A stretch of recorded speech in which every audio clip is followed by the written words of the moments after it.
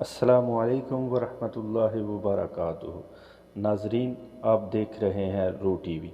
جیسا کہ آپ سب جانتے ہیں کہ انڈیا کے اندر ایک ملونہ نے حضور صلی اللہ علیہ وآلہ وسلم کی شان میں گستاخی کی، جس کی وجہ سے انڈیا کے اندر نہ کہ ملک پاکستان کے اندر بھی جگہ جگہ احتجاج کیا جا رہا ہے، کیونکہ مسلمانوں کا بنیادی عقیدہ ہے کہ حضور صلی اللہ علیہ وآلہ وسلم کی شان پہ جب کوئی گستاخی کر دے تو اس کی ایک ہی سزا ہے، سرتن سے جدا، سرتن سے جدا۔